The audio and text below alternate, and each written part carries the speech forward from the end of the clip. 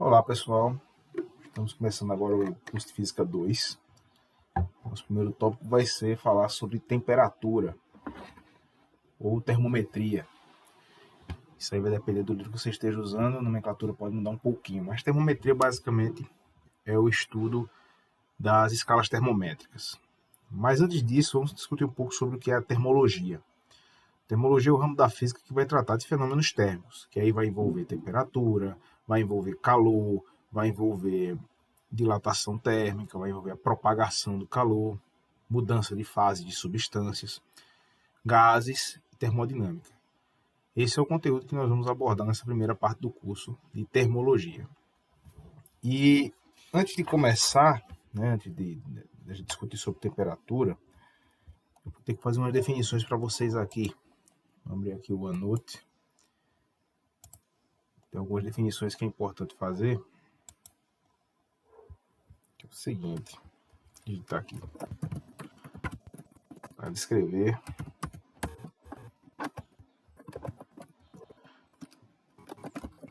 É necessário considerar uma certa porção de matéria denominada sistema. Então, a gente vai falar muito em sistema ao longo desse curso. Então, sempre que você pensar em sistema, você tem que lembrar dessa definição. É uma porção de certa matéria. Sistema. Aqui.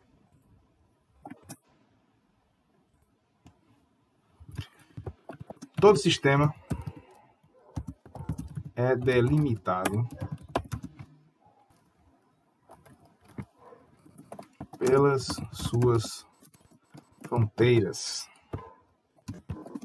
O ambiente ou vizinhança do sistema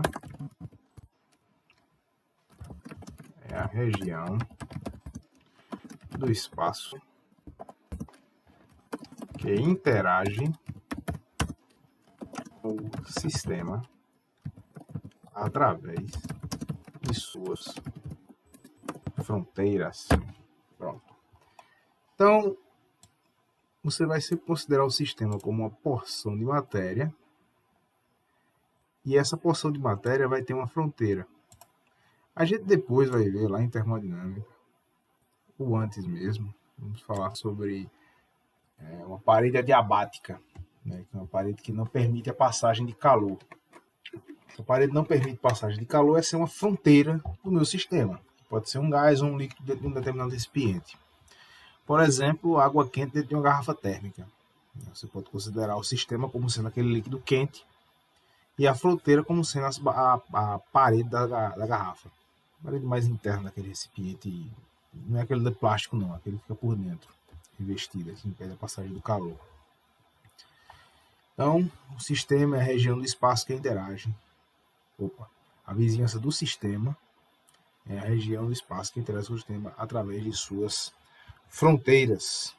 Então, outra coisa importante aqui para estudar as propriedades de um sistema, devemos definir certas grandezas macroscópicas que podem ser avaliadas mediante sensações fisiológicas diretas ou através de medidas mais sofisticadas.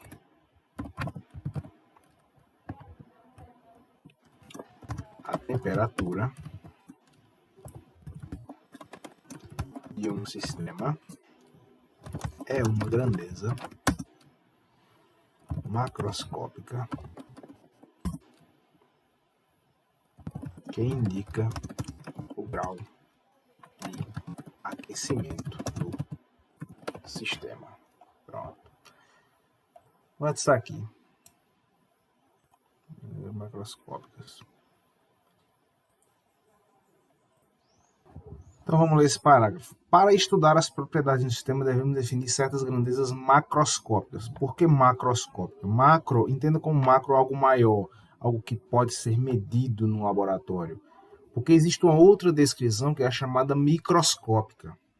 A gente vai ver isso quando tratar de teoria cinética de gases. Qual a velocidade a velocidade de uma partícula, o livre caminho médio de uma partícula dentro de um gás, por exemplo. Então, essas são descrições microscópicas. Quando você tem posição, velocidade de cada uma das partículas. Sendo que no caso de um gás, por exemplo, são bilhões de partículas. Bilhões e bilhões e bilhões de partículas. Então, você não tem como calcular velocidade e posição para todas elas. Então, você vai usar grandezas macroscópicas. Por exemplo, temperatura, que é exatamente o nosso caso aqui. Ó, a temperatura de um sistema é uma grandeza macroscópica que indica o grau de aquecimento do sistema. Ou o grau de agitação das moléculas, como queira. Mas aí também você pode medir pressão, você também pode medir densidade, você pode medir volume. Então são grandezas que você consegue medir facilmente no laboratório. Isso são grandezas macroscópicas. Então, para estudar as propriedades do sistema, devemos definir certas grandezas macroscópicas, que podem ser avaliadas mediante sensações fisiológicas diretas ou através de medidas mais sofisticadas. O que são essas sensações fisiológicas diretas?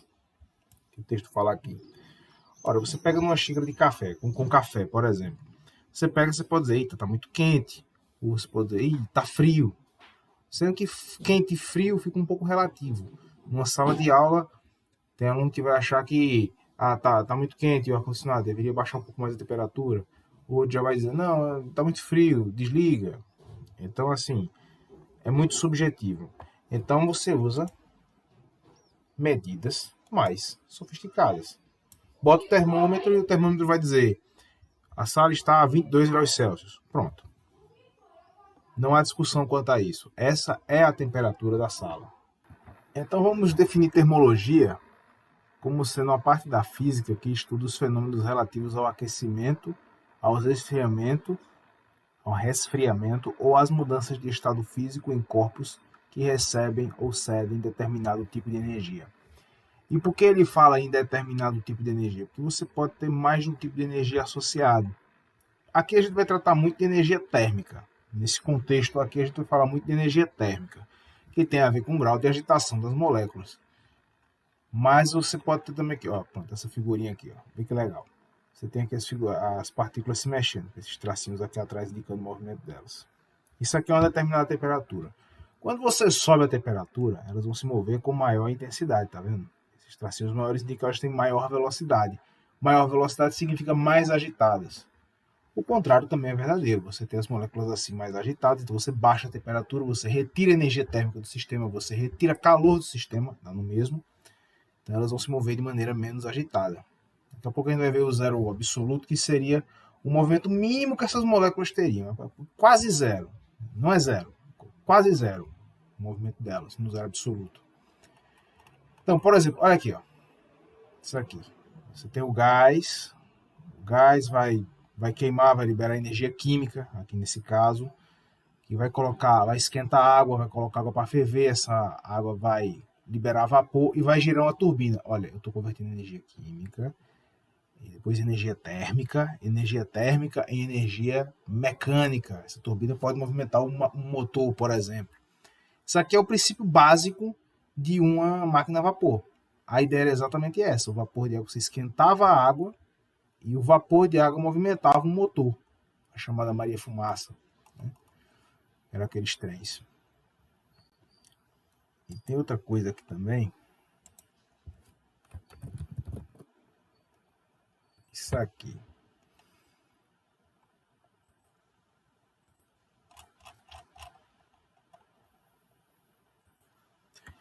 Que a fim de impedir a passagem de calor para o interior de um sistema, é necessário que as fronteiras do sistema sejam revestidas por um isolante térmico.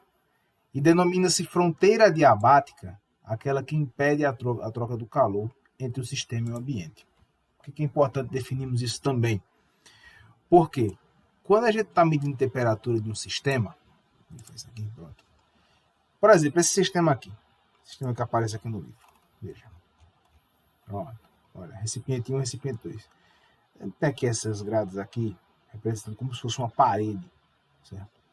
Se essa parede for uma parede chamada adiabática, ou seja, de um isolante térmico, não haverá troca de calor dessas partículas aqui dentro com o meio externo. Essa ou essa. Então eu não vou poder esquentar essas partículas para ficarem assim, nem vou poder esfriá-las para saírem dessa posição para essa daqui. Por outro lado, eu posso usar uma fronteira ou uma camada que permita a passagem de calor, permita a passagem de energia térmica. E aí eu vou ter um condutor térmico, né? um material que conduz calor com facilidade. Então guarde esse conceito. Então, se eu quero impedir a passagem do calor, então eu vou usar um isolante térmico. E esse denomina-se fronteira adiabática, aquela que impede a troca de calor entre o sistema e o ambiente. Então, se eu estou usando um isolante térmico ao redor do sistema, automaticamente é um isolante, então isso é uma fronteira, esse isopor, essa fronteira, esse material funciona como uma fronteira adiabática, funciona como um isolante. O isopor é um tipo de isolante térmico. Você pega uma caixa térmica, ela tem revestimento de isopor. Por quê? Porque você botar alguma coisa fria, ela permanece fria por mais tempo. Você botar alguma coisa quente, ela permanece quente por mais tempo. Não troca calor facilmente com o ambiente. Em tese não deveria trocar calor nenhum, mas como tem brechas, né, o material tem falhas e tal, então você tem trocas de calor com o ambiente. Não é uma fronteira adiabática perfeita.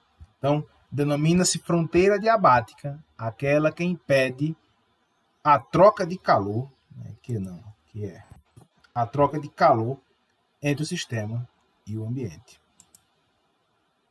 Agora temos a temperatura. A temperatura é a grandeza que caracteriza o estado térmico de um sistema, ou seja, o grau de agitação. Menos agitado, menor temperatura. Mais agitado, maior temperatura. Vamos falar um pouco sobre equilíbrio térmico.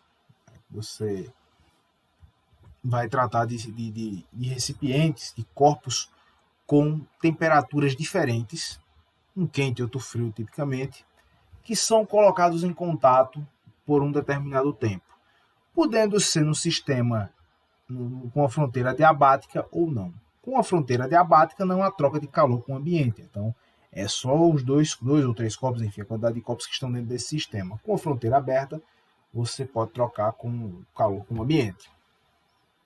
Então o equilíbrio térmico ele ocorre quando você pega dois corpos com temperaturas diferentes, por diversas circunstâncias, um quente e outro frio, basicamente isso, e você coloca eles em contato.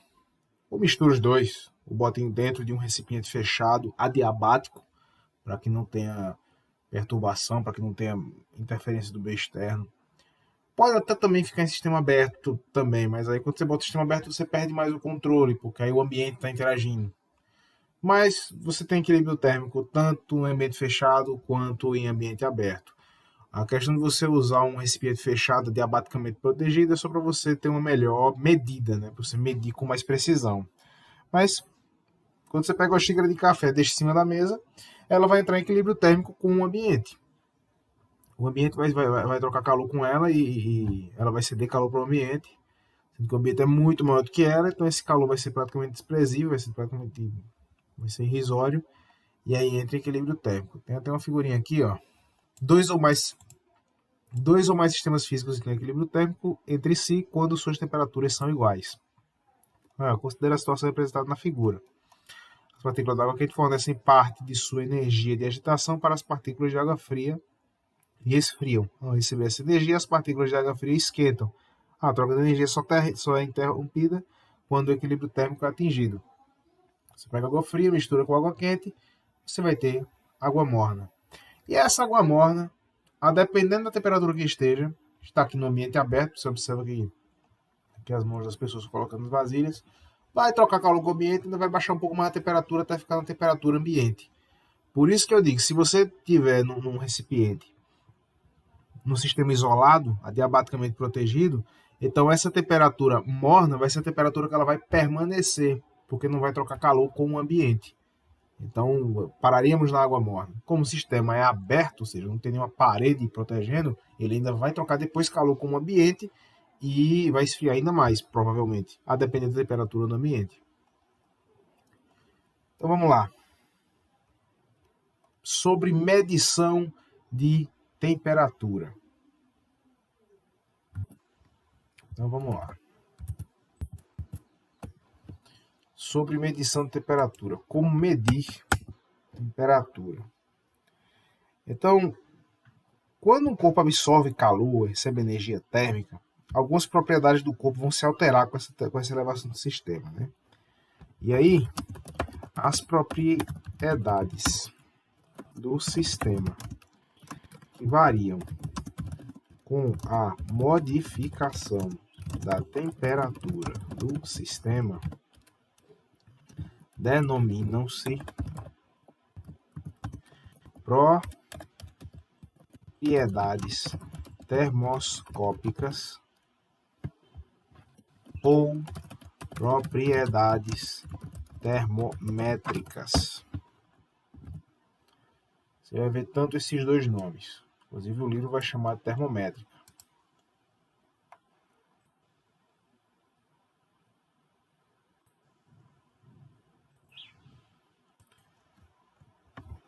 E que temperaturas são essas? E que grandezas são essas? Que propriedades são essas? Olha, pense num fio metálico.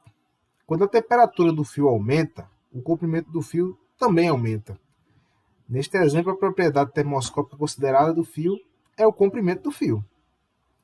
A gente pode citar outras propriedades que dependem da temperatura do sistema, por exemplo, o volume de um corpo, a pressão de um gás, a energia total do sistema, a cor de uma substância com temperatura superior a 600 graus Celsius. Todas essas são propriedades termoscópicas que você pode utilizar para medir a temperatura de um corpo, para quantificá-la.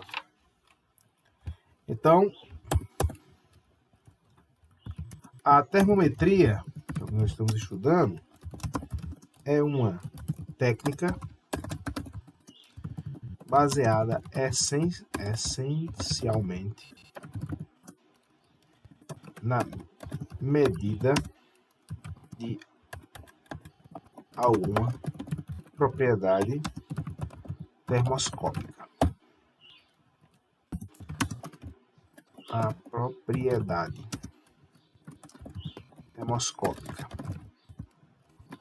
mais empregada na prática é o volume de uma substância.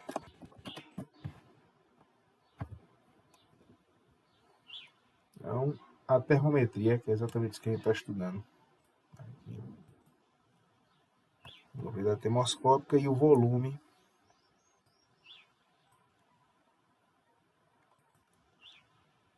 o que acontece? A experiência nos mostra, a gente vai estudar esse assunto mais à frente, que quando você aquece um corpo, ele aumenta o seu volume. Quando você resfria um corpo, ele diminui o seu volume. A gente vai ver isso com mais calma um pouco mais adiante. Mas quando você vem aqui para esse termômetrozinho aqui, pronto, aqui tem um esquema. Você tem um bulbo com uma substância termométrica. Certo? E aí tem uma diferençazinha aqui, ó. Substância termométrica é aquela em que pelo menos uma de suas propriedades físicas, comprimento, volume, pressão, entre outras, varia de forma mensurável com a temperatura. Agora, o que é a grandeza termométrica ou grandeza termoscópica? É a propriedade física da substância termométrica que varia de forma mensurável com a temperatura e que é usada para medi-la. Exemplo.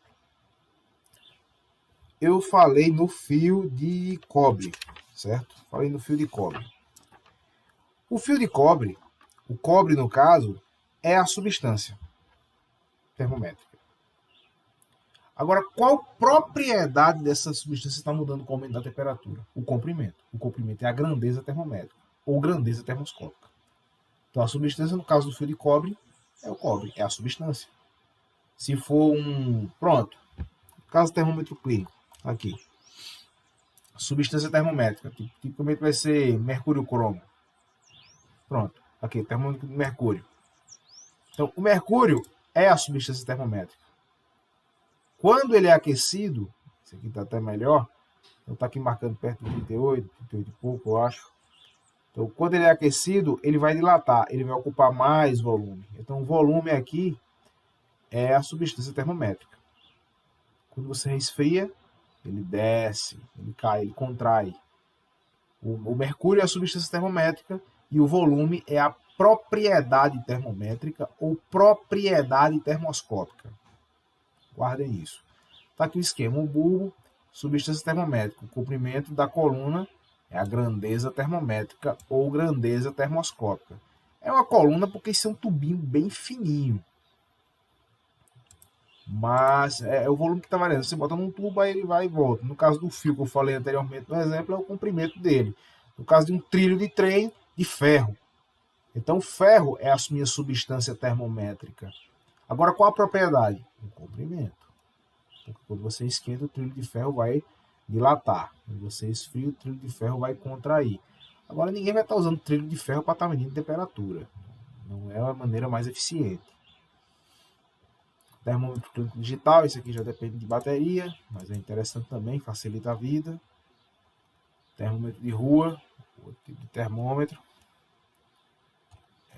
E ficou muito famoso agora na pandemia os termômetros de infravermelho, né? Termômetro infravermelho aqui, ó. Pronto, aí, ó. Esse é interessante também. Na pandemia foi muito usado o termômetro infravermelho. Você mede a distância. Você está a uma certa distância, você aperta o botãozinho e ele vai indicar a temperatura. Claro que tem uma distância ideal, você pode ter flutuações mais intensas aqui na temperatura do que num termômetro clínico, por exemplo. Então, escalas termométricas. Agora que a gente sabe como é que a gente faz para medir a temperatura, a gente vai medir a temperatura utilizando um termômetro. Termômetro que é feito que é constituído de uma substância termométrica e que vai medir algumas substâncias termométricas. Por exemplo, se você tiver um termômetro de gás, por exemplo, a substância termométrica é um determinado gás. Qual a grandeza termométrica? Aí vai ser a pressão. A pressão também pode ser uma grandeza termométrica. Ou termoscópica.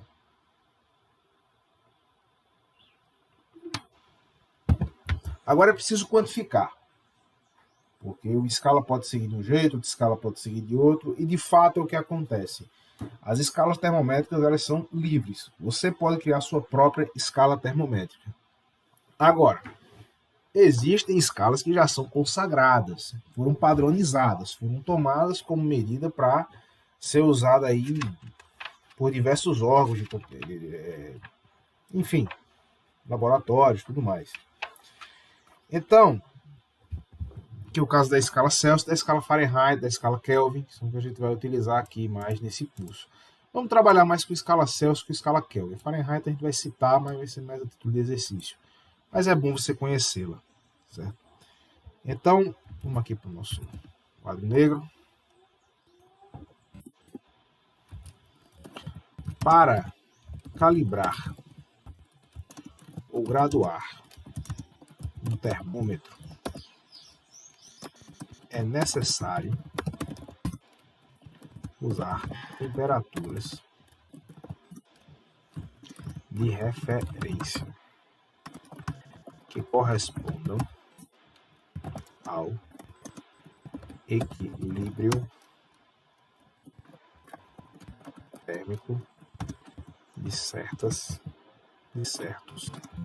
sistemas especiais. Em geral, a temperatura de referência mais fácil de ser reproduzida em laboratório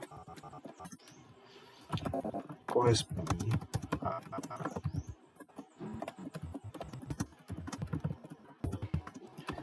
à experiência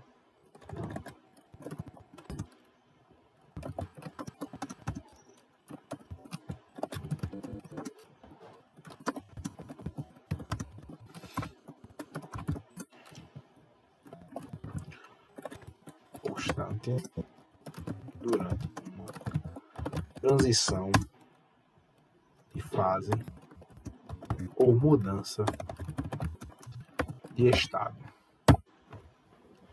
Então, para a gente calibrar ou graduar um termômetro, você vai criar uma escala, você tem ali um termômetrozinho, você monta tudo, escolhe sua substância, escolhe a grandeza que ele vai medir, vai se basear para ter sua escala e você vai começar a graduá-lo. Então, normalmente a gente vai usar escalas lineares.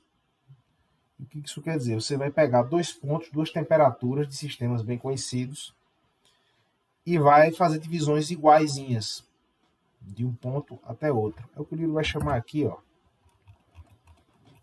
primeiro ponto fixo e segundo ponto fixo.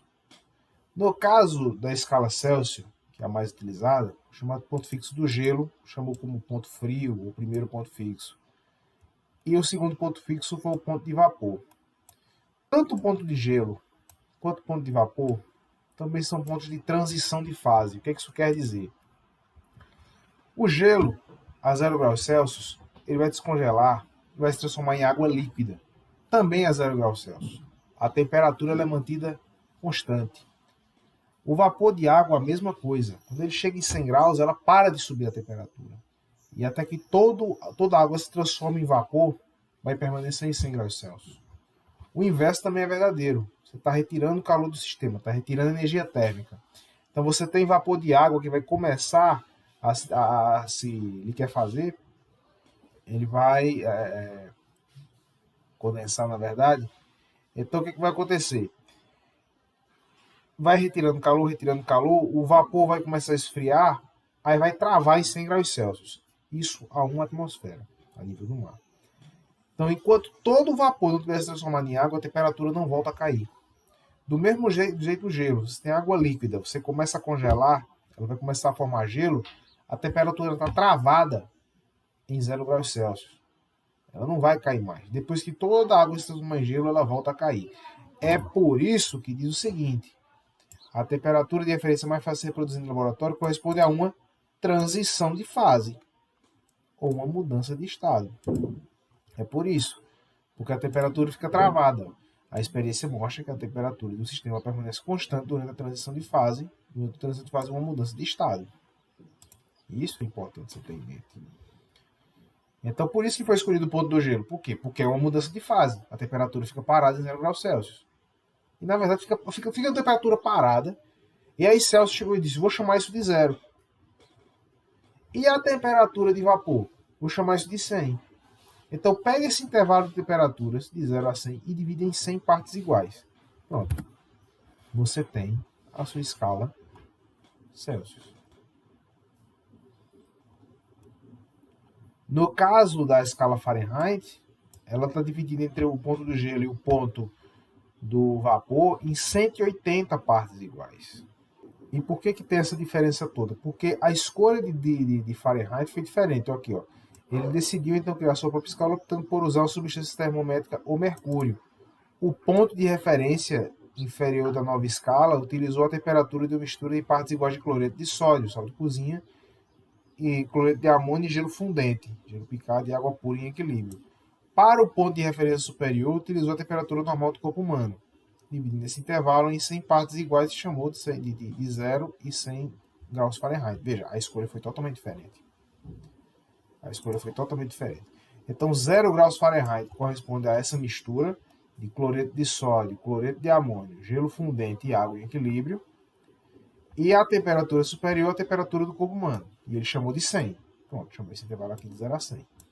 Então, quando você pega essa escala e joga para comparar com a escala Fahrenheit, com a escala Celsius, o ponto de gelo da escala Celsius vai corresponder a 32 Fahrenheit, 32 graus Fahrenheit. A temperatura de ebulição da água vai corresponder a 212 graus Fahrenheit. Está aqui representada essa figura. E aí você pode fazer a conversão. Por isso que tem esses valores estranhos, 32 e 212. Não foi que ele escolheu 32 e 212. Na verdade, ele escolheu 0 e escolheu 100. Agora ele atribuiu 0 a essa mistura. Mistura um pouco complicada até de se fazer, né? Cloreto de amônio, cloreto de sódio com gelo fundente e água. E a temperatura do corpo humano. Isso aqui já é mais tranquilo. Ele chamou de 100. É daí que vem essa escala. E aqui é a comparação entre elas. Então, de 0 a 100, que foi um ponto de gelo e ponto de vapor de Celsius, 100 divisões iguais. Se você pegar esses mesmos pontos agora e jogar um termômetro de Fahrenheit, você vai ter 180 pontos iguais, que vai ser de 32 a 212, que é o que a gente acaba conhecendo mais. Agora vamos falar sobre a conversão das escalas Celsius e Fahrenheit. Ele vai explicar aqui direitinho, mas eu vou fazer aqui no nosso quadro negro. Então, normalmente, quando a gente vai representar termômetros, a gente bota duas barrinhas verticais. Isso aqui se supõe que representa termômetros. Vou chamar esse primeiro termômetro aqui de termômetro na escala Celsius, termômetro na escala Fahrenheit. Os pontos extremos são arbitrários, você pode escolher quaisquer valores. Agora, o que facilita a nossa vida é escolher valores padronizados. Por exemplo, no caso da escala Celsius, a gente pega o ponto de gelo, 0 graus Celsius, ponto de vapor, 100 graus Celsius. No caso da escala Fahrenheit, o ponto de gelo vai ser 32 graus Fahrenheit. E o ponto de vapor da água, 212. O seu desejo, o seu objetivo é comparar essas escalas. Você tem uma determinada temperatura, θc, ou seja, uma temperatura na escala Celsius, e você deseja saber quanto vale essa mesma temperatura na escala Fahrenheit. Se você pegar um termômetro na escala Celsius, que está num determinado local, ele vai ter uma determinada leitura. Se eu trocasse esse termômetro na escala Celsius por um termômetro na escala Fahrenheit, qual seria essa leitura? Como é que você vai comparar? É muito simples. Esse segmento aqui está para esse segmento aqui, assim como esse segmento está para esse outro segmento. Vou fazer com cor diferente, fica melhor, né? Esse aqui está para esse outro. Matematicamente, como é que a gente traduz isso? Qual é esse tamanho aqui? θc menos 0. Esse é o tamanho. θc menos 0.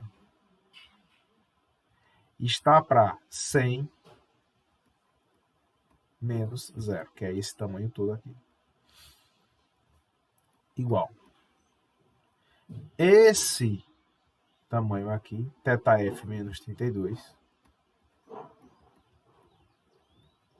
está para esse tamanho todo aqui. Qual o tamanho todo aqui? É 212 menos 32.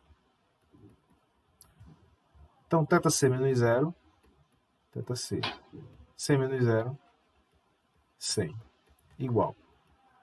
θf menos 32 sobre 212 menos 32 vai dar 180.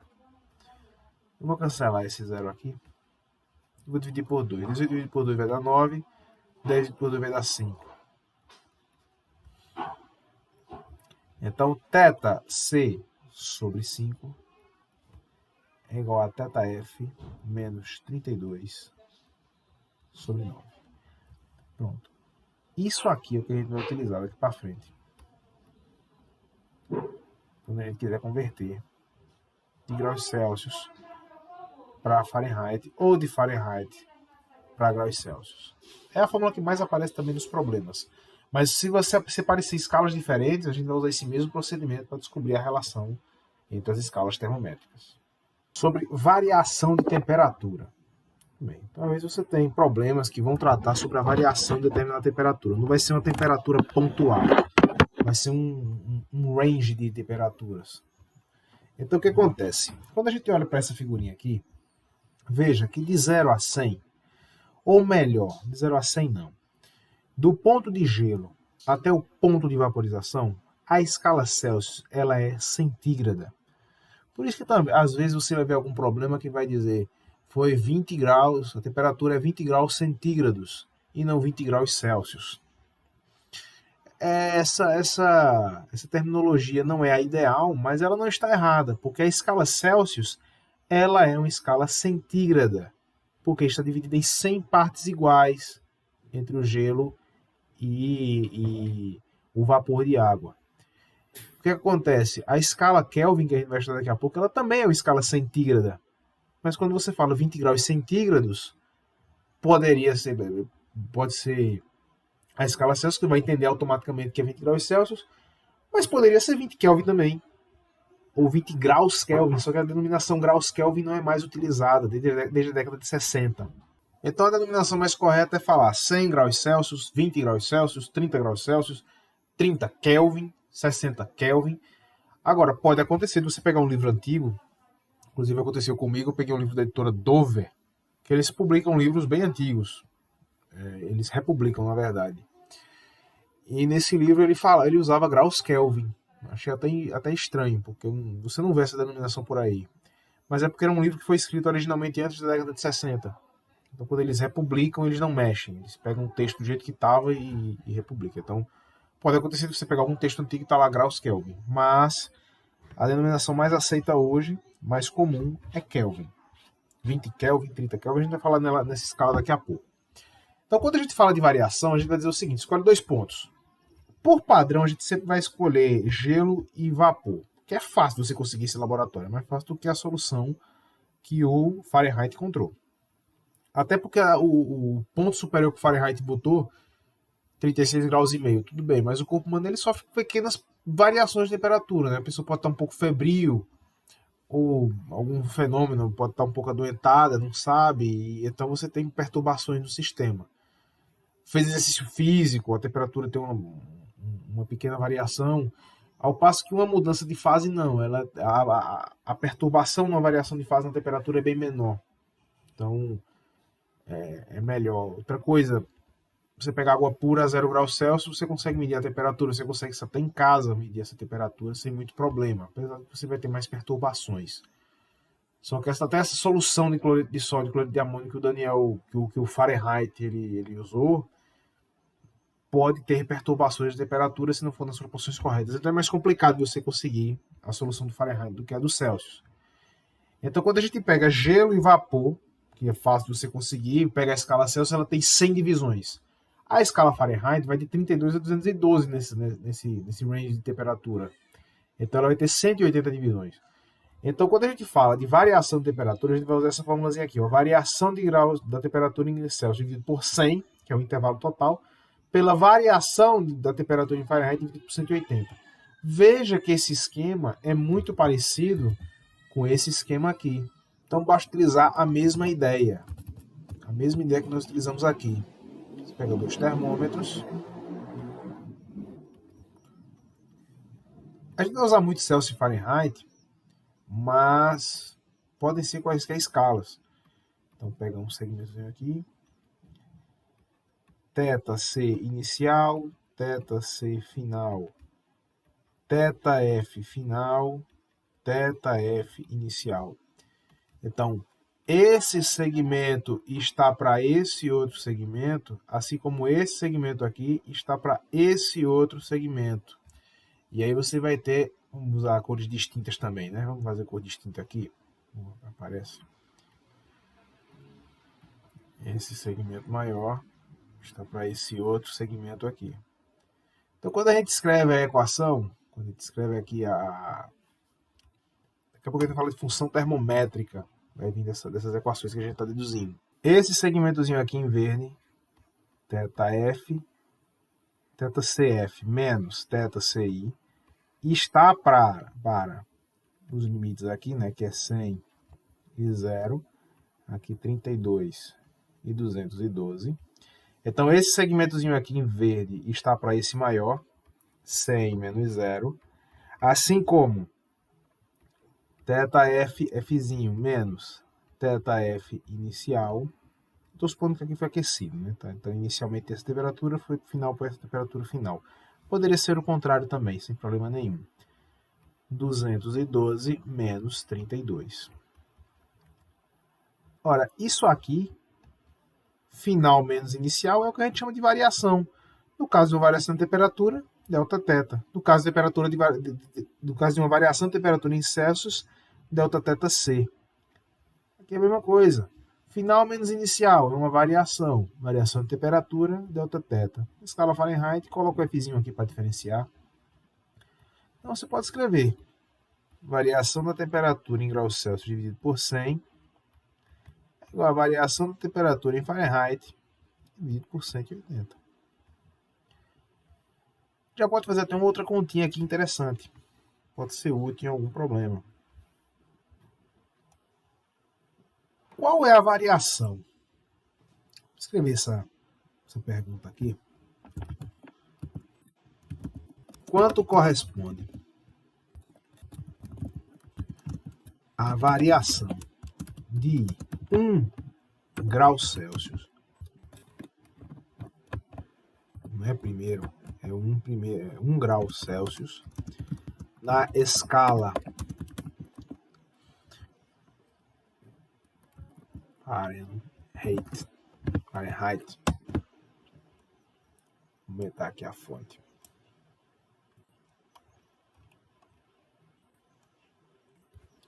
Olha, para você resolver essa perguntinha, é só você aplicar essa fórmula aqui, ó. Se você tem uma variação de 1 grau Celsius, vamos lá, 1 sobre 100 é igual a alguma variação na escala Fahrenheit sobre 180. Você pode cancelar aqui, ó. Não precisa nem dividir. É bem mais fácil se você fizer o seguinte. Pronto. Vou usar aqui o meios por extremos. 10 vezes ΔF, delta θF, é igual a 18 vezes 1. Vai dar 18. Pega esse 10 e passa dividindo. Delta θF é 18 sobre 10. Ou seja, divisão por 10, você vai caminhar com a vírgula. 1,8 graus Fahrenheit. Então, quando você tem uma variação de 1 grau Celsius, corresponde a variar quase 2 Fahrenheit. 1,8 graus Fahrenheit. Tanto para cima quanto para baixo. Se um corpo aqueceu 1 grau Celsius, quantos graus Fahrenheit ele aqueceu? Ele aqueceu 1,8 graus Fahrenheit. Se o corpo foi resfriado em 1 grau Celsius, ele resfriou na escala Fahrenheit 1,8 graus Fahrenheit. Vamos voltar aqui. Vou botar aqui as escalas, né? Pronto. Zero absoluto. Zero absoluto é algo interessante, é algo que a gente tem que discutir.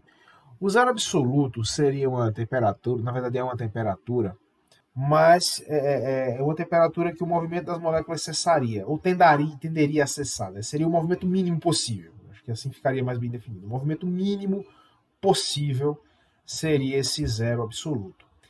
E aí tem uma escala, pronto, tá aqui, ó, zero absoluto, é o limite inferior à temperatura de um sistema. A temperatura corresponde ao menor estado de agitação das partículas, isto é, o estado de agitação praticamente nulo, ou seja, não é nulo. É praticamente nulo, ainda haveria algum movimento, embora a gente não consiga chegar nessa temperatura na prática. E aí você tem a escala absoluta, criada por William Thomson. Essa escala absoluta, ela parte do zero absoluto. E ela tem a mesma graduação da escala Celsius, como eu tinha dito anteriormente. Ela é uma escala centígrada. Ou seja, 100 graus Celsius corresponde, uma variação de 100 graus Celsius corresponde a uma variação de 100 Kelvin. 1 grau Celsius corresponde a uma variação de 1 Kelvin. Logo, a variação de 1 Kelvin corresponde à variação de 1,8 graus Fahrenheit. Então essa é a escala absoluta. Ela parte desse valor aqui, ó, menos 233,15 graus Celsius. Para simplificar os cálculos, normalmente você só vê menos 273. Esse 0,15 não é levado em consideração. Olha aqui a comparação entre Kelvin e Celsius. 0 Kelvin vai corresponder a menos 273 graus Celsius. 0 graus Celsius, olha, se 1 grau, pense comigo, se 1 grau Celsius corresponde a 1 grau Fahrenheit, a 1 Kelvin, aliás, ora, se você sair de menos 273 para 0, você andou 273 unidades. Ou 273 graus na escala Celsius. Como 1 grau Celsius corresponde a 1 Kelvin, então você andou 273 unidades aqui também. Então 0 graus Celsius corresponde a 273 Kelvin. 100 graus Celsius, 373 Kelvin. Então para você sair de Kelvin para Celsius, você vai usar essa função termométrica aqui. É uma função do primeiro grau.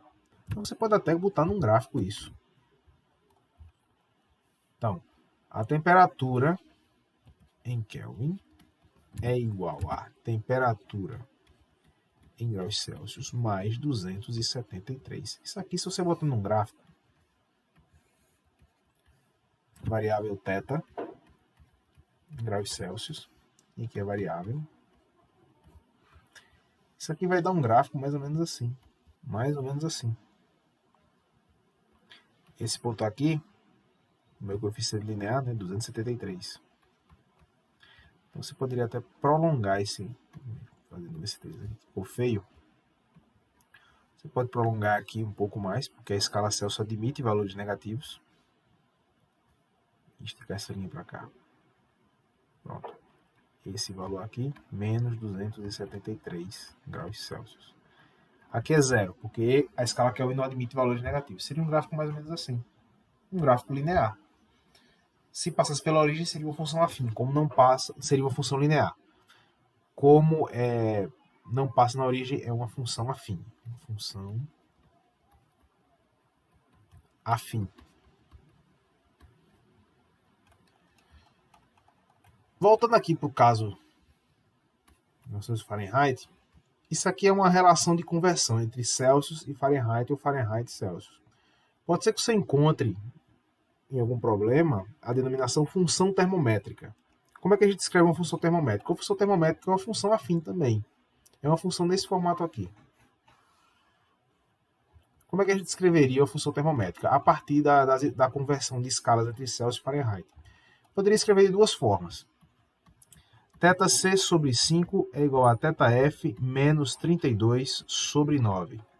Então, nosso objetivo aqui vai ser isolar tanto θc como θf. Então, você pode escrever duas funções termométricas aqui, ou a mesma função de duas formas distintas, mas vão ser duas funções. A relação é a mesma, vai dar duas funções. Vamos isolar primeiramente θc. Para você isolar θc, você pega esse 5 que está dividindo e passa multiplicando. Então, você vai chegar a essa função aqui, ó. θc é igual a 5 sobre 9, que multiplica θf, menos 5 vezes 32, multiplicar por 5 é a mesma coisa que multiplicar por 10 e dividir por 2. Multiplicando por 10, 32 dá 320, dividido por 2, 160 sobre 9. Pronto. Então, aqui eu tenho uma função termométrica. O gráfico dessa função é a mesma coisa. Você vai escrever como uma função afim. Uma f de x igual a uma ax mais b. O x é o meu θf, o a é 5 sobre 9 e o b é menos 160 sobre 9. Então, o gráfico disso aqui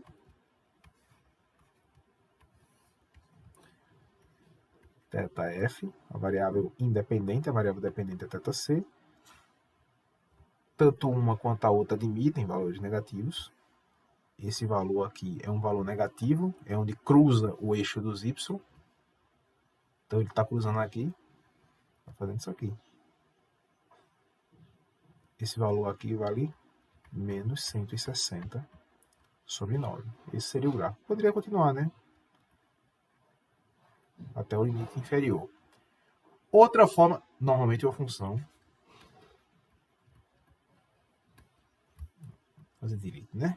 Isso aqui é... que eu meio que dizer que isso aqui era o cúmulo da preguiça. Função afim. Agora vamos lá. Outra forma de você escrever, escrevemos θc em função de θf. Aqui está θc como uma função de θf. Agora você pode escrever θf em função de θc. Uma outra forma de você escrever, que aqui a gente escreveu a temperatura em Celsius em função da Fahrenheit, é a gente escrever a temperatura em Fahrenheit em função da temperatura em Celsius.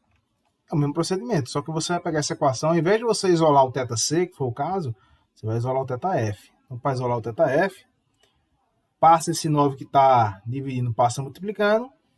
Vamos fazer logo isso aqui, né? Então, θf menos 32 vai ser igual a 9 quintos de θc, e passa o 36, está subtraindo, passa para o outro lado, somando.